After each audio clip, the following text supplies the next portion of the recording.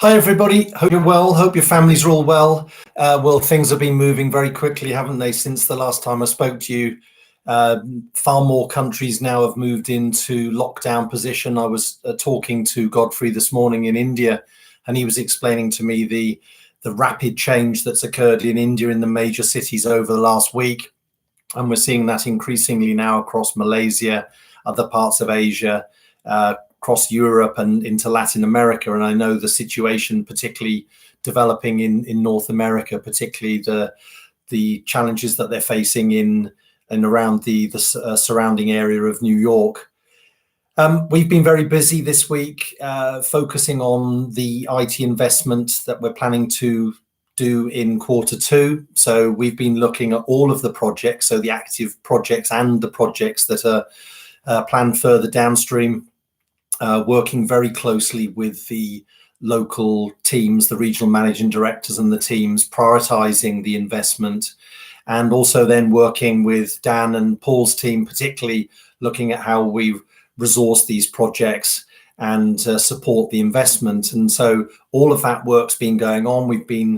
John Myers described it very much as like a Rubik's Cube, because every time we've been moving things, you get a different perspective on whether it's the project or the cost or the resource. So a lot of effort has gone into that. And I presented the options to Andy Ransom and Jeremy Townsend last night, and glad to say that Andy and Jeremy have approved the proposal, so a much reduced investment in CapEx in Q2. And that's obvious, as I said to you last time, that we really need to do that to protect the finances of the company, and everybody's playing a role in this. And so, it was absolutely the right thing for us to do in IT to reduce our investment over the next few weeks. As a result of that, it's meant that some of the roles that we were planning to use and the projects that we were planning to complete in Q2 we're not going to do. So some of the team are not going to be working for the next period, but clearly those members of the team are very much part of the team. Looking forward to having them back as and when we start to ramp up the projects. We've also been spending a lot of time on Hangouts, haven't we? So talking to Mike and Alex Wheeler earlier, just trying to get a feel for what that means in terms of numbers of minutes, numbers of sessions, and we're starting to get some early sight of that. So I'll share that with you next week. But I'm sure, like you and like me, we're all spending far more time on Hangouts, which is great because we're seeing people and keeping in touch, and there's plenty for us to be doing. On the positive side, so with supply chain, so just talking again just a few moments ago with Brian about what's going on in supply chain, and they've been, as you can imagine, they're extremely busy trying to meet the demand of the businesses. And Brian confirmed that just in the last few days, we've placed orders totaling around £6 million for various stock items. Those range from coveralls, face masks, and for dispensers.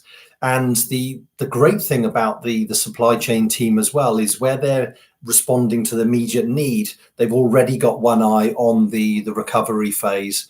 So they're doing a lot to get stock in place. They're doing a lot for us so that we're ahead of the competition. We want to be the first ones there and able to meet the demand of the customer. And that's really focusing on the hand washing and hand sanitizing. The other thing that Brian and his team have been doing, so with Dean Wilson, Steve Mercer, and Hugh Nelson, is really looking at how do we get from the idea for the disinfection services, from an idea through to defining what that business is going to look like in a specific country, and right the way through to launch. And we use the terminology now minimum viable product, and we really look to get something up and running. And Brian and his team have really been able to demonstrate how quickly they can launch the service. And in North America, I know that there's already, they launched last week, I think it was, already a significant pipeline building there. And increasingly, talking to the regional managing directors, there's lots of interest coming in around the companies who, I mentioned it last week to you, companies who are already thinking about when we get back to normal and the level of disinfection that they're looking to complete, whether it's an office block or a restaurant, a bar, a transport hub, etc. So lots for us to plan for the sort of the medium term, and let's hope it's maybe short term rather than medium term, to be honest.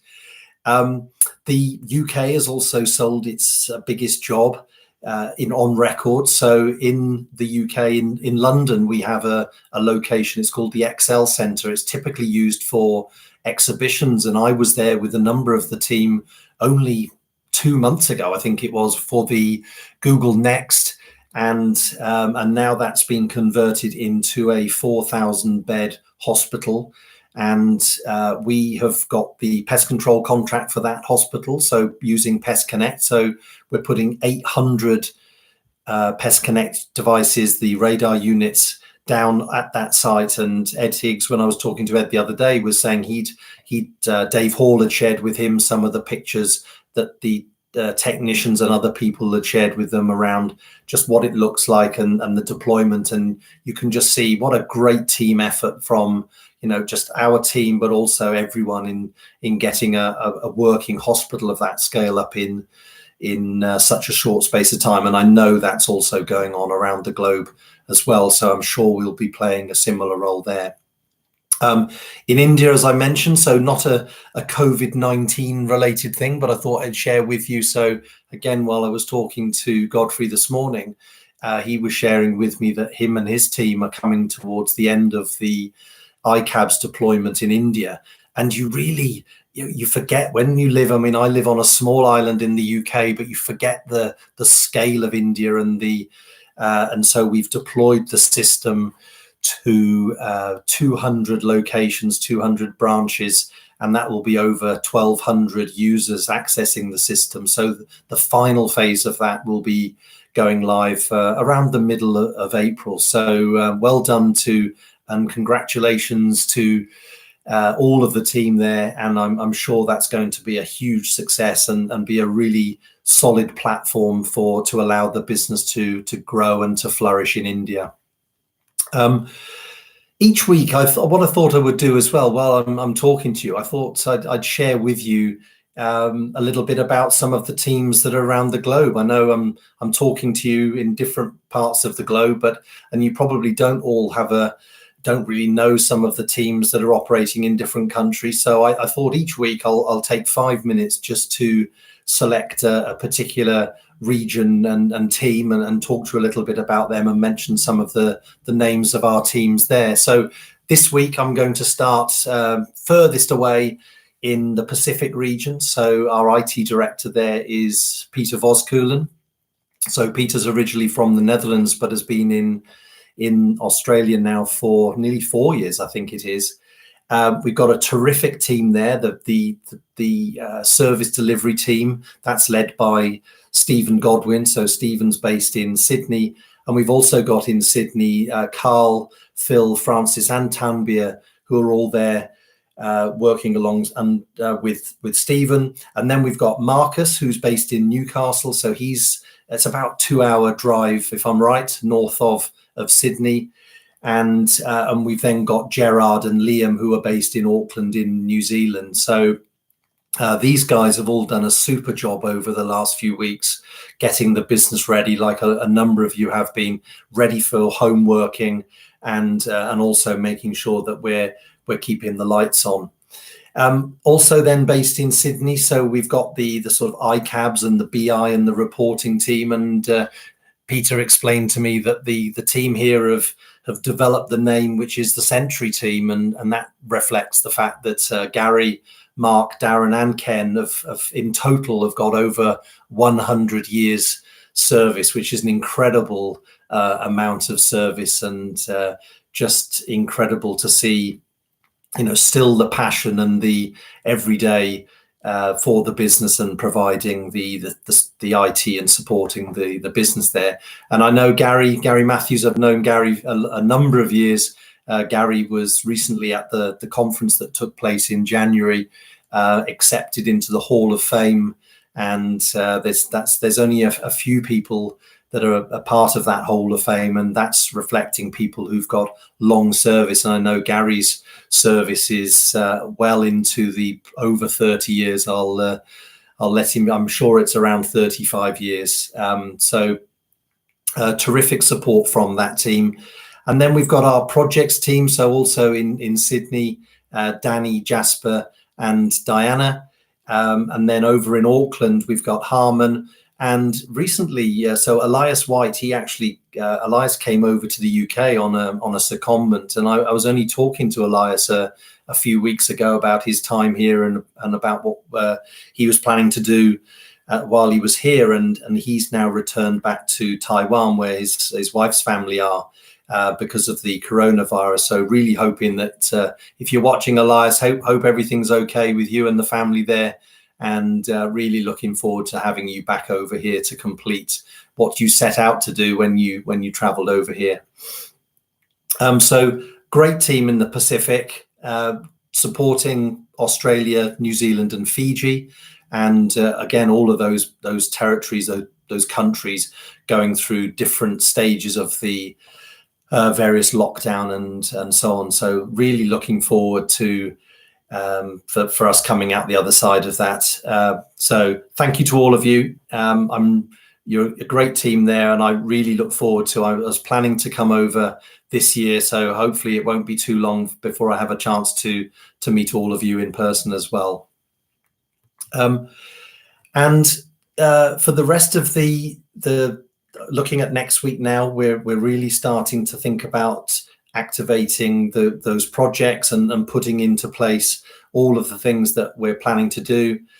There's lots going on. I want to push ahead with now that we were planning to do in Q2, looking at the future system strategy, really looking at we talk about omni-channel and the way that we have a strategy for how we communicate with customers. So typically that's been very telephony focused, but as we know, all of us with younger children or slightly older children know that the telephone is probably the last option that they take, and preferring chat and video and other things. So we're going to be having a look at that, and also working with Ed, looking at the Latin America strategy and really starting to look at both as we're going to deliver systems into Latin America, what's the resource model that we need to deploy the systems, and then more increasingly, what resource do we need in the countries to support the ongoing use of the system. So I'll give you an update on that as we carry on through over the coming weeks. As I said to you before, if you've got anything you'd like to talk about, then please do flick me an email. And so finally, again, I'd just like to say, as I've said in the last couple of videos, is we are all here in one team together. Please do, let's look after each other. Let's focus on family and friends during this difficult period.